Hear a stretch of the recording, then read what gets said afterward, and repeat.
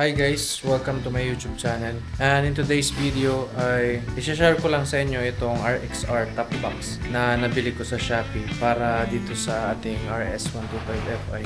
Pwede rin naman to sa ibang mga motor at i-share ko lang sa inyo yung aking honest thoughts and review dito sa top box na to. And almost magto 2 months ko na siyang gamit. So, let's go! So yan guys, ito nga pala yung ating motor na si Phoenix, yung ating RS125 Fi. Ito yung aking RXR na nabili natin sa Shopee. Tingnan lang natin guys kung ma-verify natin kung ilang liters pa talaga siya. Ayan, yan, RXR hard plastic top box 45 liter. Ayan. Bali, nabili ko to sa halagang 2,135 pesos. So, may bawas siya, may voucher kasi nung time na yun. Naka-less tayo. Sa mga gustong umorder din ito, o mapag-isipan nyo after this review, ay nasa baba yung link. Pwede nyo i-purchase dyan. So, sige, simulan na natin yung ating review dito sa top box. So, yun nga, hard plastic itong RXR na to. And katulad din siya ng mga SEC, yung SEC na mga top box na hard plastic. Kaso yung SEC kasi, yung SEC, medyo may kamahalan yun compared dito sa RXR. Dito kasi sa RXR is, ano siya, budget meal lang itong top box na to. Pero the same sila ng quality, almost the same ng quality. So, dito muna tayo sa labas na kanyang appearance. So, hindi ko ituturo sa inyo guys kung paano ikabit kasi ayaw ko nang magbaklas. Nung kinabit ko to medyo nahirapan din ako. Pero yung ginamit kong bracket dito guys is yung SEC na bracket. Yan, SEC. Which is coated siya, iwas kalawang. So, nasa 800 din yung bili ko sa bracket nito. So, dito muna tayo sa labas. Dito sa kanyang appearance, color black lang siya. Meron din naman yung mga kulay, I think kulay white na ganito. Yung available color. Pero mas preferred ko yung kulay black. Kasi medyo bumabagay din siya dito sa ating RS. So, dito sa kanyang panglabas, makikita nyo meron din siyang branding dito na RXR. Ito rin yung nagsisilbing reflector niya sa gabi. Pag naiilawan yan, nagre-reflect yan guys. Magkabilaan sila. Ayan. Pero dito sa bandang loob, wala naman kasi hindi naman to naiilawan. So, meron siyang reflector. Makita din natin dito yung kanyang emblem na RXR naka-emboss. Tapos, kita din natin dito yung kanyang aluminum na lock. And then, meron din dito na RXR na branding dito. And then dito sa may bandang taas, makita nyo dito meron din siyang RXR na branding dito sa may taas. Ang kagandahan din nito, bagamat budget meal lang siya, hindi siya kamahalan, hindi siya katulad ng mas mahal na mga branded talaga. Branded din naman tong RXR pero yung kagaya ng SEC nga, yung SEC na medyo mahal yung mga top box nila, lalo na talaga yung mga original na mga top box. Ang kagandahan dito sa RXR sa halagang 2,100 plus, meron ng backrest. Ayan, malambot to guys. Napakalambot ng backrest niya. Kaya kung meron kayong angkas, hindi sasakit yung likod ng angkas ninyo. Wag lang masyadong ano dito, sa sandal. Pero matibay naman siya. Ayan oh. Matibay yung ano niya, pagkakakabit doon sa ano, hindi siya basta-bastang nagagalaw. Ayan, malambot lang to guys, tong foam niya. And also sa magkabilaang side merong hawakan. Hindi ko alam kung ano to kung bakal ba to, parang coated siya. Hindi ko alam kung aluminum to, itong side nito. Pero hindi naman siya kinakalawang kasi coated siya. Ewan ko kung aluminum or plastic pa rin ba. Pero solid pa din kahit mabigat. Naglagay ako dito ng pinamalengke ko buhatin niya, kayang-kaya naman, hindi nasisira. Naka-fix talaga. Dito din, RXR logo, ang kabilang side.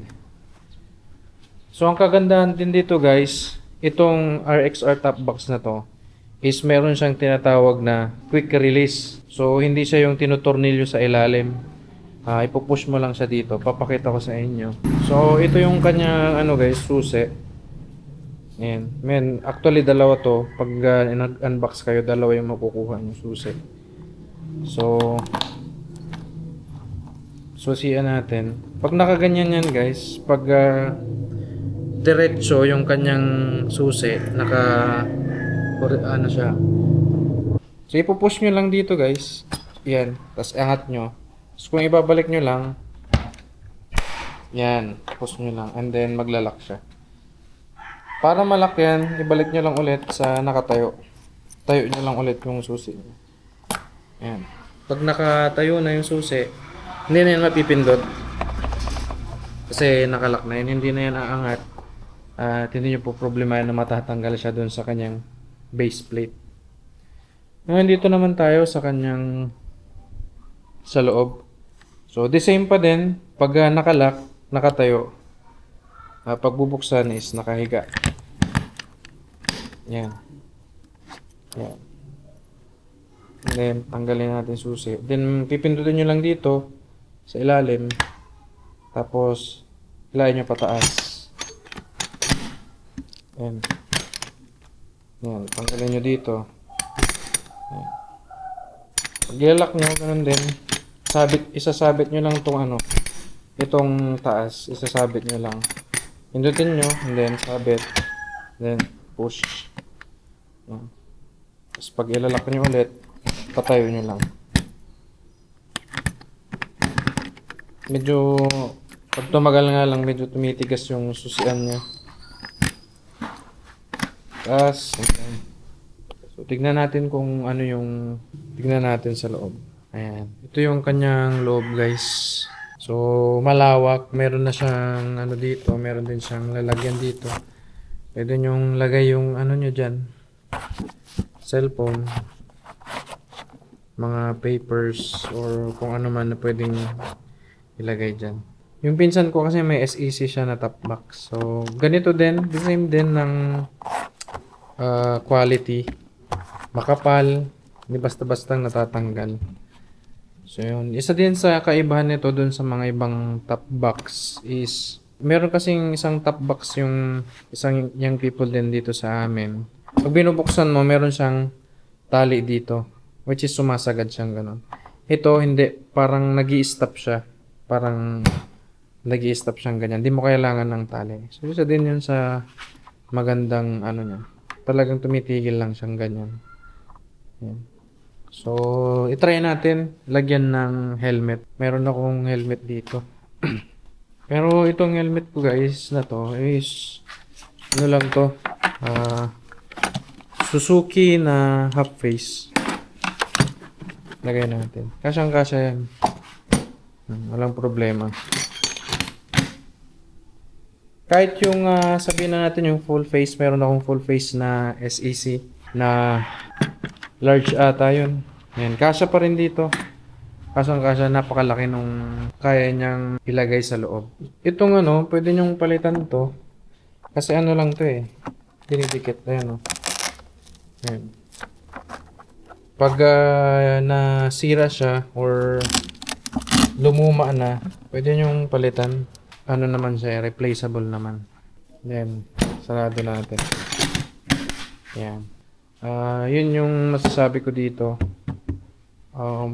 Kung hindi ka naman maarte sa itsura, kasi yung SEC, meron talaga siyang branding dito. Iba yung kanyang pagkakadesign. Pero kung hindi ka naman maarte sa itsura, gusto mo lang na magkaroon ka ng top box na pwede mong lagyan ng mga gamit mo para hindi mabasa tuwing tagulan.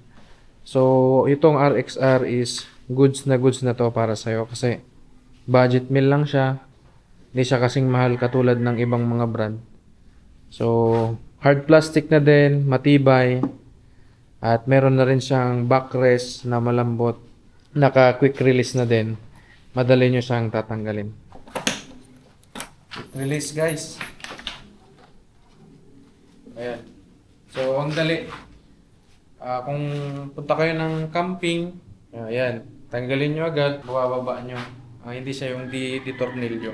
Kung makikita nyo, meron siyang ganito dito. Ayan, kung makikita nyo, meron siyang parang plate dito. Tapos dito yan papasok sa may plate niya, tatlo din. So, i-slide nyo muna dyan. Madali lang yan. Yan. Tapos, dito naman, sa ilalim, makikita nyo yan, nandyan yung ano niya. Ito yung ano niya, ito yung quick release niya. Tapos merong spring doon. So, ang gagawin nyo, ipupush nyo lang hanggang sa tumunog siya. Ayan. Pag tumunog na, ibig sabihin, nakalock na yun. Pero para ma-double lock, kailangan yung ilalak pa din to para sigurado. Kasi pag hindi nyo nilock yan, pwedeng nakawin. Push lang nila, buhatin na nila yung... pero pag nakalock, hindi nila pwedeng i-push. The same din dito, pag ilalock mo to, nakatayo din dapat. Nakatayo din dapat yung kanyang susi. Yan yung kanyang lock. Ang naging issue ko lang dito so far is yung susian. Medyo tumitigas. Yan. Dati kasi mabilis lang to. Ngayon medyo matigas na siya. Sa tingin ko ano lang to. Oil. Ito yung pangpadulas lang para madaling susian. So kung gusto nyo mag-order nitong RXR top box, yung link is nasa description below sa Shopee. So i-check out nyo na lang. At very highly recommended ko tong top box na to. At kung RS yung motor mo, katulad ko, RS125 Fi, at naghahanap ka ng bracket para dito sa RXR, recommended ko din tong SEC bracket. Ito siya guys, yan. Yan. Ipa-flash ko na lang yung picture niya. Hindi ko kasi matanggal eh. Pero ano to, coated to, hindi siya kinakalawang. At the best, hindi siya matagtag para dito. Kahit malubak, hindi gaano matagtag. So yun guys, thank you for watching my videos at ilang vlog natin. See you guys in the next videos. Ride safe and God bless.